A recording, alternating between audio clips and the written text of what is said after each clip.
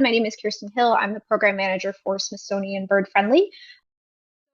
First, we'll talk a little bit about sort of why birds, why coffee, what is that intersection? Why is this something that we care about? What kind of brings us to this idea? And then just kind of introducing the topic of bird-friendly coffee. So what is it? What does it look like? What does it mean? And then thinking about some of the benefits to bird-friendly. So we have, lots that we can talk about there, not just what's good for birds and biodiversity, but lots of the other sort of co-benefits of bird-friendly growing practices we can address as well. And then we'll close with just how to bring bird-friendly to your community. So hopefully we would have sold you on that point that this is something you're interested in, curious about, want to know more. So how to bring bird-friendly to your community. All right, so we're getting some responses in as folks are kind of logging in here. Thank you for sharing your perspective, where you're coming from today. That always helps me just kind of tailor a little bit of my messages. So it looks like we have the full scope. So we've got folks just learning, we've got starting to learn, familiar, buying bird friendly exclusively. Love to hear that. Thank you, Pete. So yeah, great mix of folks coming into our talk today. So thank you all for joining here. And with that, we'll kind of move forward with the talk itself. Just a little bit about sort of me and who we're coming from here. So as I mentioned kind of at the start of the talk, I am the program manager for Smithsonian Bird Friendly. We are a small but mighty group that's out of the Smithsonian Migratory Bird Center, part of the Smithsonian Institution, which is headquartered in Washington, D.C.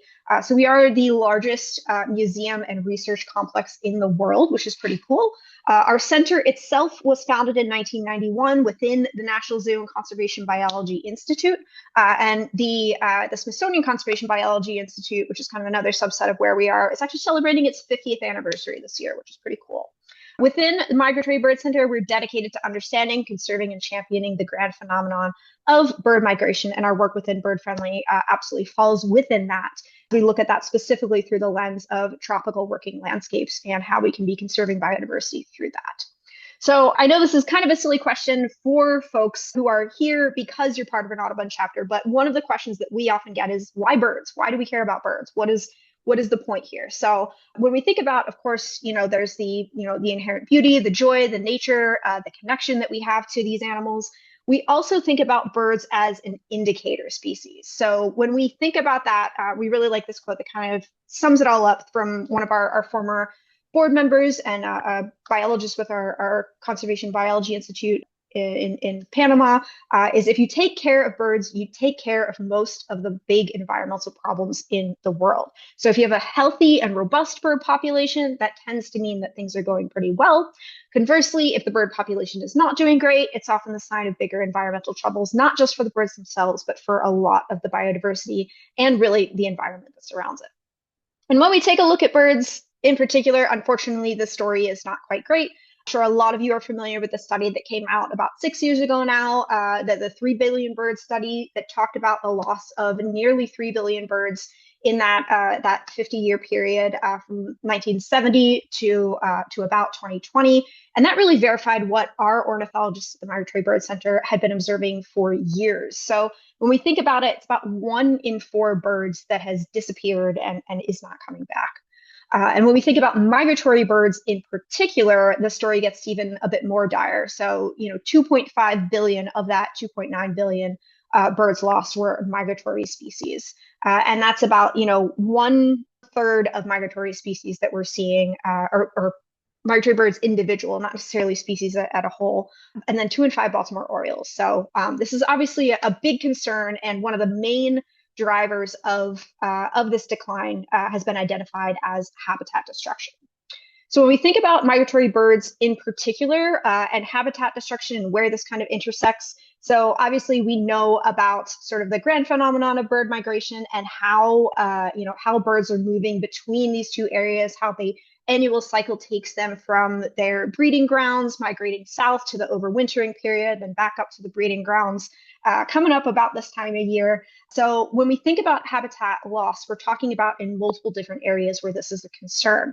So this is, has been a big focus of our Smithsonian Migratory Bird Center. And then just to go back to this slide for a second, when we think about the overwintering grounds and where this habitat loss is most prevalent, this also coincides with tropical deforestation that's driven by agriculture. So in the pink here, what you're seeing, these are all areas that are have been identified as areas where forest has been lost, kind of right along that equatorial belt, which is also a high biodiversity area.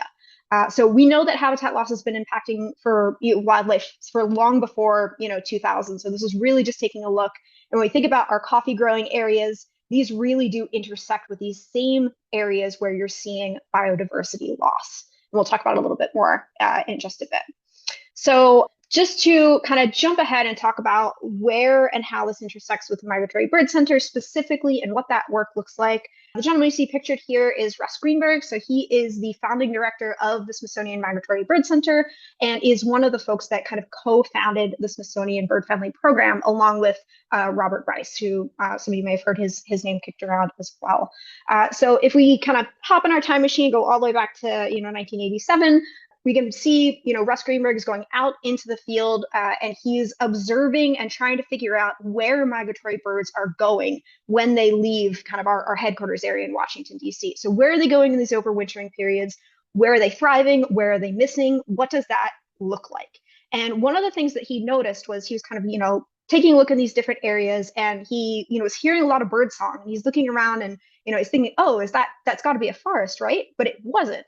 It was actually a shade coffee plantation. So there was an area where coffee was grown underneath the shade of native trees, where there was lots of, that natural vegetation, that native vegetation that was still around, with just the coffee crop growing underneath of it. And so he started to kind of make these observations that these shaded areas on coffee farms were creating and providing really essential high value habitat for migratory birds. Whereas when you compare it to areas where those native trees had been cut down and coffee was growing in the sun, there wasn't nearly as many birds that were present in those farming areas. So as I mentioned before, those areas where coffee grows are hugely intersected with areas that are biodiversity hotspots. And there's a lot of coffee grown around the world in general. So when we think about these coffee growing areas, it's over 27 million acres of land globally. And coffee itself is actually the second most traded commodity in the world. It's second only behind oil, which is kind of wild. So there's a lot of coffee that's being traded, a lot of coffee that's being purchased, roasted, sold, consumed.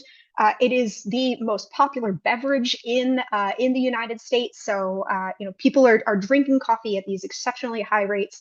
So this is a crop that is very important at the global scale when we think about trade, and also has the potential to be grown in a sustainable way, which makes it a really interesting crop for us to study and for us to spend a lot of our time and attention on. Especially because when we think about historically, coffee was grown entirely in the shade. And it wasn't until about the 1970s that farmers started to remove trees and transition to more of a sun-grown monoculture, which resulted in higher yields for them and their land.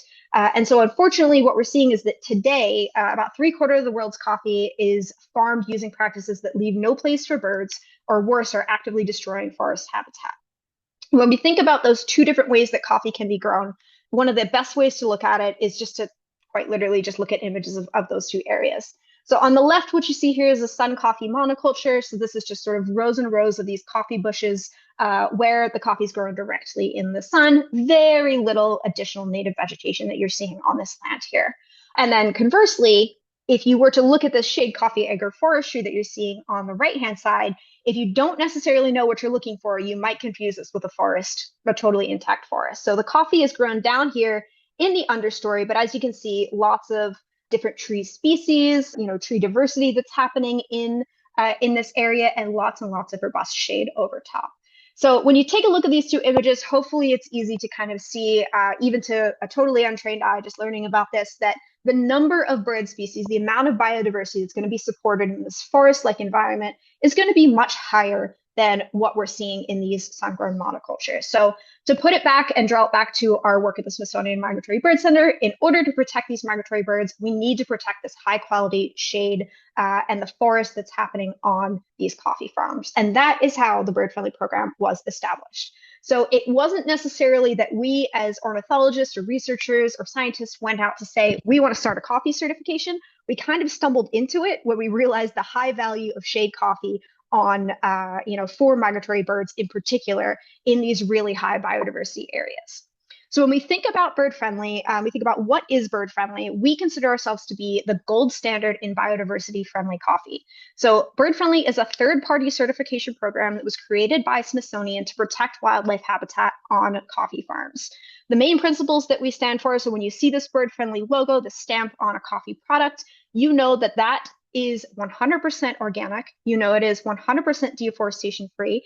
It's 100% product pure, which means we don't allow for any mixing or blending with non-bird friendly certified products if that label is attached to it.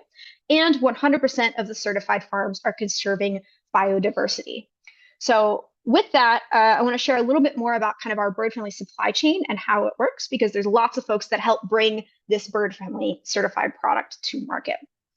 So when we think about our supply chain, there's kind of these main buckets of actors that we see here. So the story actually starts with our certifiers, so our auditing companies. Now, I mentioned that we're a third-party certification. So what that means is that it's not the Smithsonian folks ourselves that are going out and auditing these farms and verifying that those best practices are in there. We actually train a group of third-party auditors and certifiers to go out and do that themselves. So that way that independence is maintained, and that kind of adds an additional layer of credibility to the certification. It's not just Smithsonian saying Smithsonian says this is great.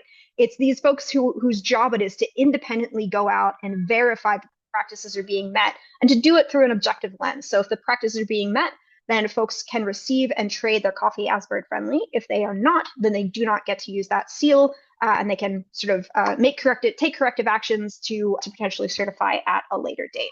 So for our bird friendly program, we work with 14 different certifiers, with certifying agencies, I should say, to go out and perform these inspections. Those folks all receive training for free from Smithsonian on these practices, and they can kind of they go out, they get both sort of online digital training from us. They get in-person sessions where they get to talk through their questions. They have to do and achieve certain levels of audits and things like that before they can go out and perform these inspections on their own. And those are all part of our program to make sure that we're upholding that high standard that we've set. Now, once these folks receive this certification training, they can go out and perform those certification inspections, which means they're actually going out to the farms. They're taking a look at the land. They're taking a look at what you're seeing, those habitat requirements. Are they present? Are they absent? For some of them, it's, at what volume are these things happening? And we'll go into kind of some of those specifics in just a little bit. And then we also do almost like a paperwork audit as well. So we look at traceability throughout the supply chain. We make sure that they're not selling more bird-friendly coffee than what they're actually producing. We take a look at all of those books and make sure that the numbers are all adding up for what goes through and following basically the journey of the coffee bean from where it's grown all the way through to when it's exported and it leaves their facility. So for those folks, we have 60 certification or certificate holders, 60 active certifications within our program. And then that network is comprised of over 4,000 farms or farmers, because coffee in many instances is grown collectively as part of a cooperative or a producer group where you have many different farms who are coming together and selling under one larger label. It gives them better access to markets and things like that. So when we think about it, there's lots of individual farmers who are in there, and then the number of folks who are working on the farm is even higher than that. So we think about those farm units, it's like 4,000 farm units, all under 60 certificate holders. And then as the coffee moves through the supply chain, it goes through our community of 28, as of very recently, just 29 importers now operating in 5 different countries. And then that moves on to our community of coffee roasters, of which we have over 100 active roasters in our program in those 5 countries, as I mentioned. And then onward it goes to the bird-friendly coffee consumer, where we have millions of people each year who are enjoying their very own cup of bird-friendly certified coffee. So together, this supply chain helps support over 34,000 acres of land in 14 different countries worldwide, and over 3 million pounds of coffee is sold annually as it moves through our bird-friendly supply chain. So I want to move back a little bit to, as we're thinking about sort of like what does bird-friendly mean? What does the certification stand for? So as I mentioned, there are kind of those 100% metrics that we talk about of sort of what we put our bird-friendly stamp, our guarantee on, 100% organic. So for us, organic is a prerequisite to becoming bird-friendly. So if a farm or a producer approaches us and says, I'd like to become bird friendly, the very first question we ask them is, do you already hold your own organic certificate, or are you in the process of receiving your organic certificate? Because that is the basis with which all the rest of our decisions are made. So we do require that organic certificate as part of our criteria, just because of the value that it brings to just the health of the landscape, and especially the health of the food that the animals are eating, that the birds are eating. It's important for that to be free of pesticides and synthetic herbicides, things like that. We also look for zero deforestation for a period of at least 10 years. So what that means is when our auditors are going out, they're looking for any signs of conversion from natural habitat to farmland effectively. So we want to see that for a period of at least 10 years, that there's been no deforestation that's in place. And then if those two metrics are met, then we move on to our biodiversity conservation guarantee. So as of fairly recently, as of I think last year is when we officially rolled it out, the biodiversity conservation metric can be achieved through two different ways. So one is through agroforestry or shade-grown coffee, and the other is through a new forest conservation set-aside program, which is another way to achieve certification, which I'll talk about in just a moment. So to begin with the agroforestry criteria, because this is the one that most folks are probably familiar with, this is when we think about shade-grown coffee, this is what we're talking about here. So what this means is that the coffee itself is grown underneath the shade of dense and diverse native trees. So we look for 40% shade cover at a minimum. So that means if you can picture yourself walking out into the middle of the farm, you tilt your head up, and then 40% of that canopy is going to be, 40% of what you're seeing is going to be that tree leaf canopy. So you're only going to see about 60% or less, ideally, of the sky on top of that. So we want to see that 40% shade cover during the point of inspection. We also want to be able to identify at least 10 tree species per inspection point that we're seeing. So we want to see those native tree species as well as being the majority for that. And the reason for that is that native trees tend to support a healthier insect population for the birds to consume than an introduced species, which is more akin to like a bag of Doritos versus like a healthy salad for the birds. So we want to see those nice, healthy native trees that are kind of supporting the biodiversity there. And then ideally, we want to see a canopy height of at least 12 meters. So nice, kind of mature shade trees that are in this area. We also have a series of recommended criteria that we add on top of that. So those are things like structural diversity. So if you look at the image here, we're talking about having multiple layers within the canopy. So you're seeing these different layers here. It gives and supports more and different types of birds when you give them those different areas to kind of exist in. We want to see stumps and snags present, so those present really nice little burrowing opportunities for little insects that, of course, are tasty treats for a lot of the birds and can also create great habitat for sort of building a nest or shelter. We also want to see things like epiphytes and bromeliads, so a lot of your ferns and orchids, things like that. We want to maintain those on the land. And then if there's any sort of creek or river or waterway, we want to see a riparian buffer that exists there, just to prevent runoff and erosion along those lines. So basically, a lot of the criteria that you're looking for are things that are going to make this more like a forest than a farm. And that is our agroforestry criteria. So moving on to our forest conservation. This is, as I said, a new pathway for us that we just opened up fairly recently that really looks at conserving native forest adjacent to the area where the coffee itself is cultivated. So what we look for here, we want to see either primary or secondary regrowing forest that is located within 2 kilometers of the farmland. And then the farm or the forest itself needs to be either owned or controlled by the producer who is looking to receive the certification. So that means they have to have an active management in place. So in most cases, that means there's ownership of that land. Some cases, it means there's land tenure or land rights where the producer is part of the group that has a stake in how that land is used or managed. We also want to see an active management plan in place. So that kind of means that we want to make sure that this is going to be forest for the sake of forest for, as long as we can, as long as we can reasonably expect for the duration of the certification at minimum. And we want no resource extraction coming out of here. So it's not just no coffee that's being cultivated, but we don't want people going in and taking out anything else that's in there, whether that's wood or timber, whether that's other, crops or anything like that. We are conserving this at minimum 40% of forest for the sake of forest. And when we think about our forest conservation pathway, the agroforestry criteria that we talked about on the previous slide, this becomes recommended criteria.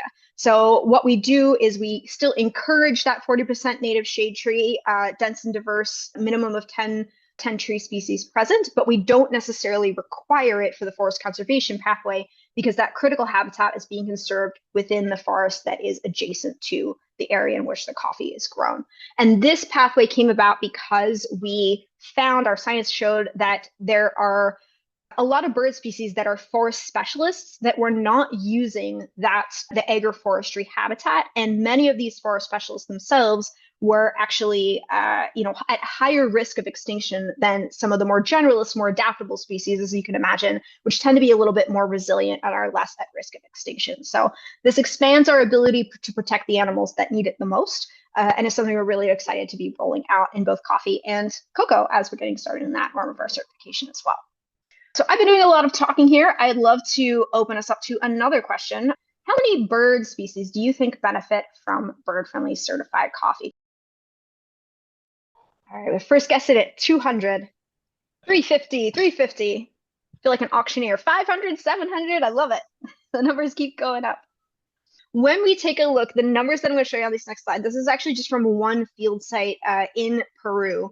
So when we think about this in the grand scheme of things, 1 in 10 bird species globally, of all the bird species in the world, 1 in 10 bird species utilizes habitat on or near a bird-friendly certified farm.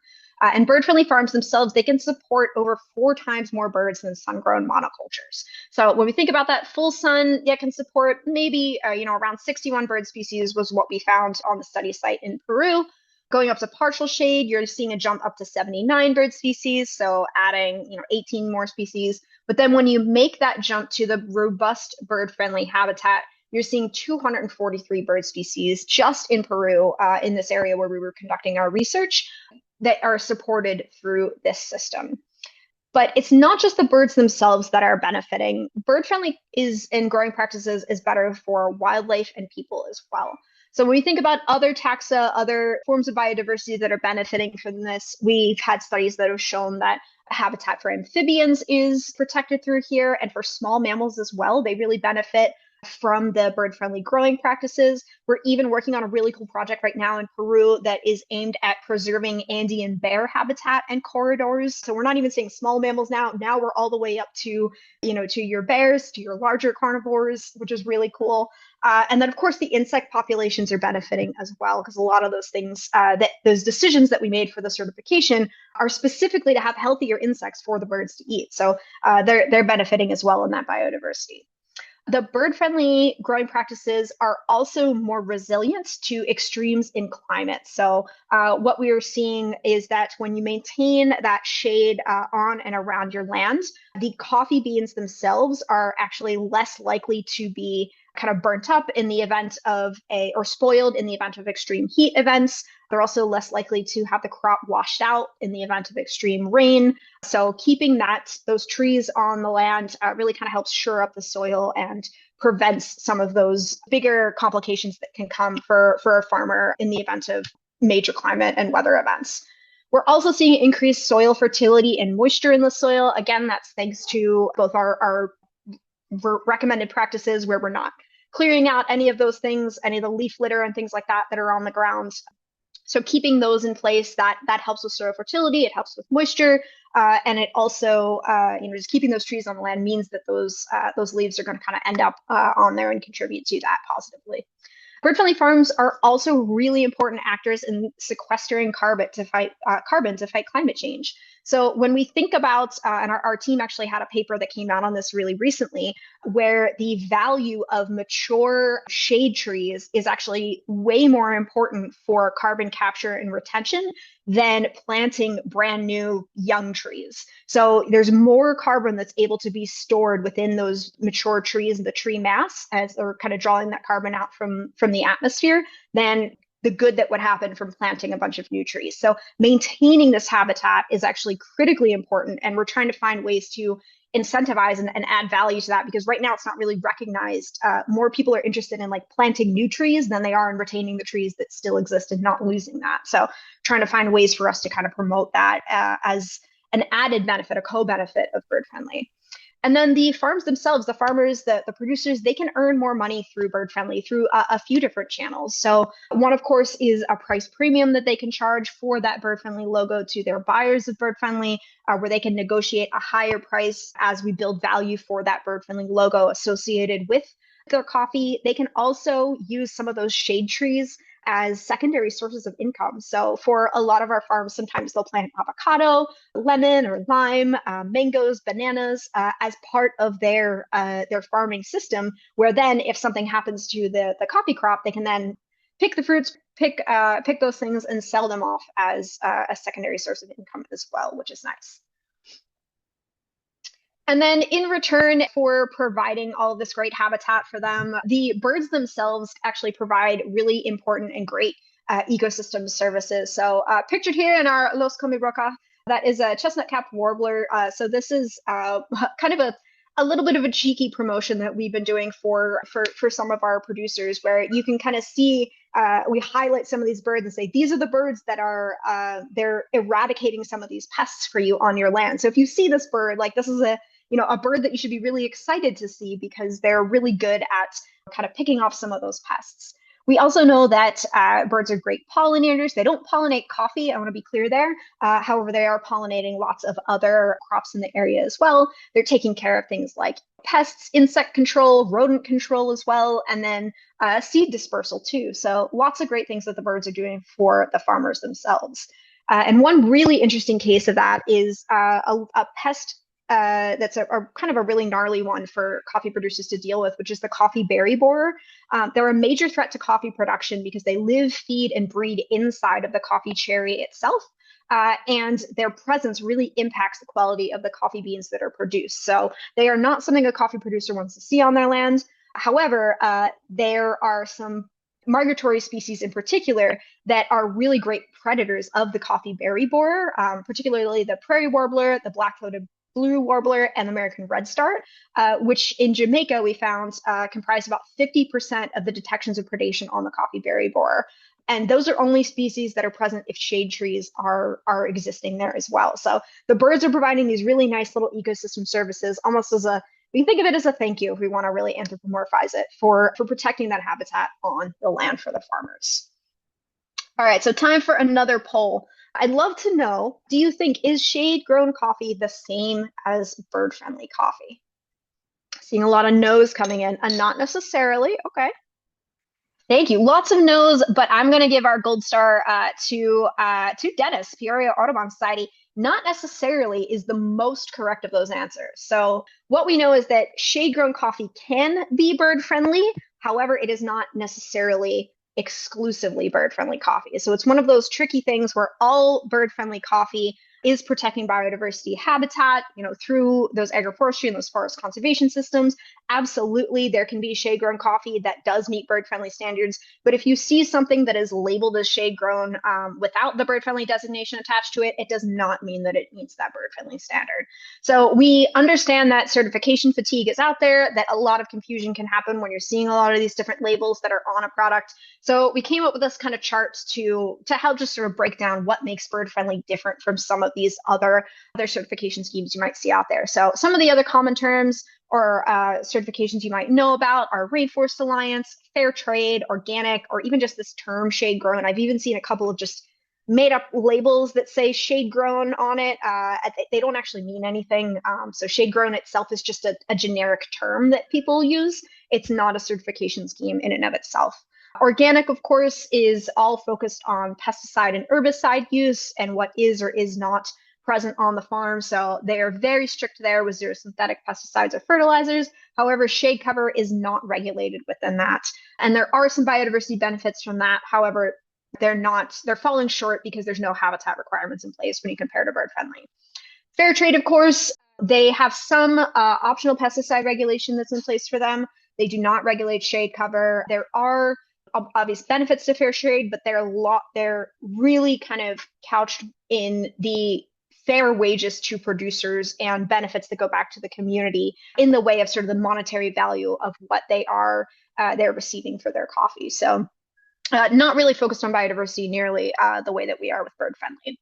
Rainforest Alliance, they do have some optional shade cover criteria within their certification scheme. They do allow for some pesticides permitted within there as well. So some farms provide some habitat for birds and other wildlife, but it's not nearly as stringent as the bird-friendly standard. And then, of course, here we are at the top here with strictly regulated practices for shade cover through the agroforestry and through forest conservation of, really not just shade, but full tree conservation and habitat conservation there. Of course, all farms, regardless of which certification pathway they choose, are organic, so no synthetic pesticides or fertilizers. And for biodiversity protection, all farms are providing habitat for a diverse community of birds and other wildlife. So hopefully by this point, you are ready to try to find your own bird-friendly coffee in your community or in your online marketplace of your choosing, things like that. I believe Dennis was saying earlier, there might be some exciting things brew with, options to try some bird-friendly coffee coming your way pretty soon. So, but as you're thinking about how can you get involved, how can you find this and support this initiative, one of the things that we, of course, encourage folks to do is to make the switch to bird-friendly certified coffee.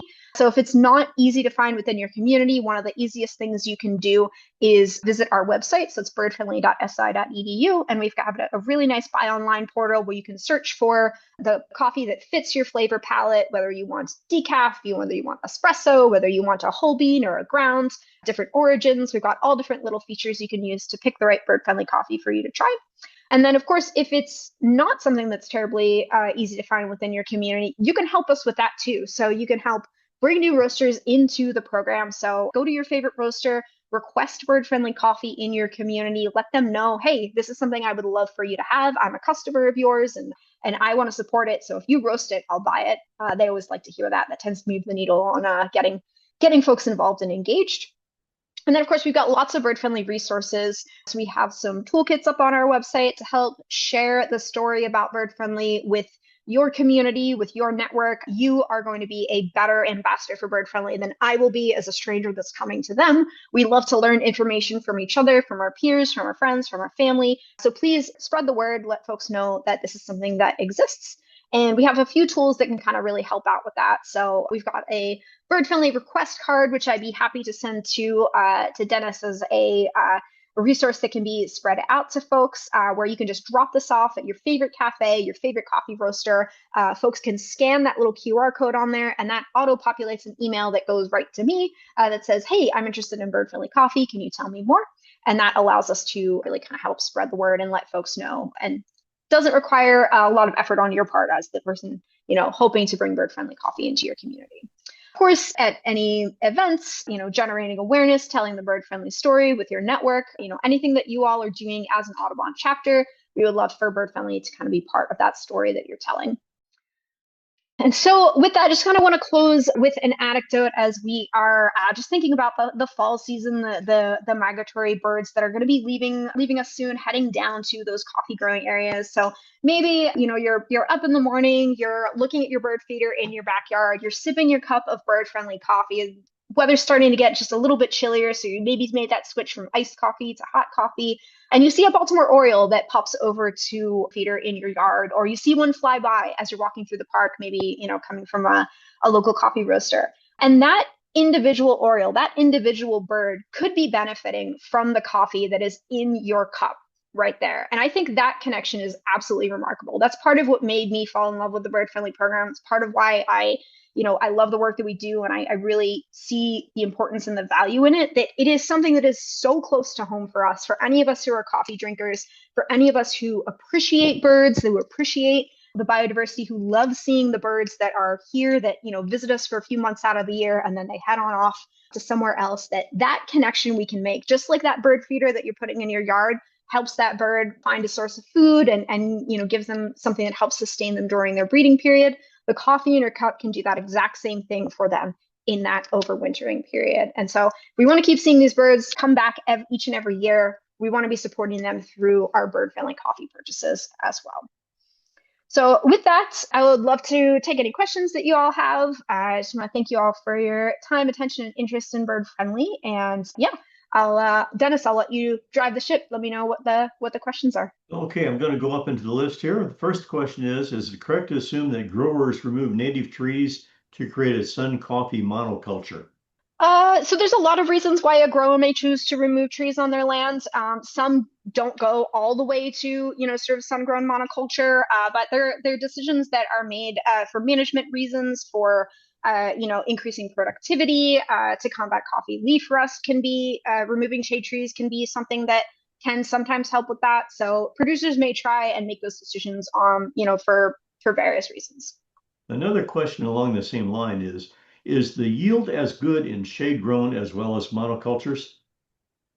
Yeah, that's a really good question. So the results are actually kind of mixed there. So in some instances, it can be a more productive farm unit, per hectare in a sun-grown monoculture. And in some instances, that's not the case. So it can be more close to sort of what you're seeing with the sun-grown monoculture and like a shade-grown habitat. But the big thing to think about is not just sort of like a per season yield or a per year yield, is when you think about sort of the zooming out and the bigger picture is when you have a monoculture, you're basically operating on a fairly limited timestamp. So at some point, you will have extracted all of the resources from that soil, and that area is going to have to go fallow in order for those nutrients to replenish because there's no diversity there. It's the same coffee crop that's extracting the same resources from the soil, and that all needs to be replenished. So in the case of a monoculture, while you may see a spike sometimes in yield in a given season or a given year, that is going to be short-lived. Whereas in where we have that sort of dense and diverse native shade trees that are on and around the farm area, there's lots of different nutrients that are coming into the soil, which means it's a healthier habitat in the long run. Have you ever been approached by other commodity producers to learn about how your practices can be adapted to their products? Yes, yeah. So a lot of folks are saying, okay, what's next? And I am 1/5 of Team Bird Friendly. So right now the answer is nothing. We're a very small team. We would love and support folks who are looking to make their practices more bird friendly. So in theory, sort of that concept of bird friendliness can be applied to anything that can be grown. So whether you're talking wheat, whether you're talking rice, whether you're talking agave for something like a tequila, there's ways that you can change the way that you're growing things to be more friendly to birds and biodiversity. However, for our Smithsonian bird friendly program, we are limited to coffee and cocoa for now, just because of the capacity that we have. How does the forest owner benefit from forest conservation certification? Is there one benefit that overrides all of the others?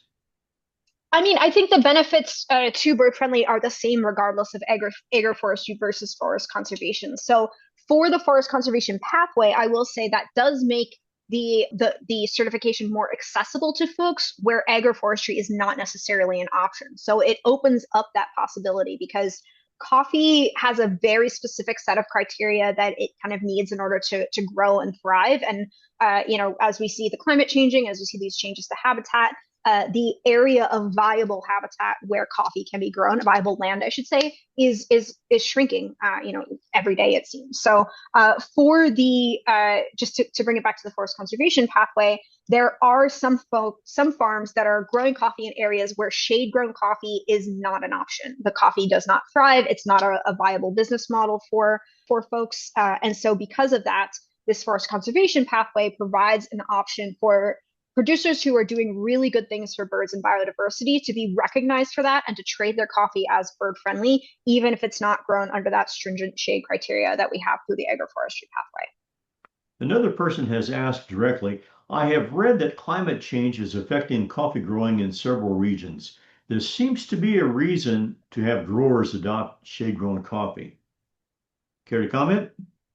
Yes, 100%. So, as we kind of just said, the area in which coffee is grown has a specific temperature that it needs in order to stay, in order to thrive, specific, criteria, things like that. And so, as the climate changes, as the world gets warmer, that area shrinks and shrinks and shrinks. And we're starting to see that. I don't know for anyone who's a big coffee buyer, but you're seeing that through the volatility in the coffee marketplace now. So we're seeing some of those areas that are those high production sun-grown coffee areas, like Brazil is the biggest coffee growing country in the world.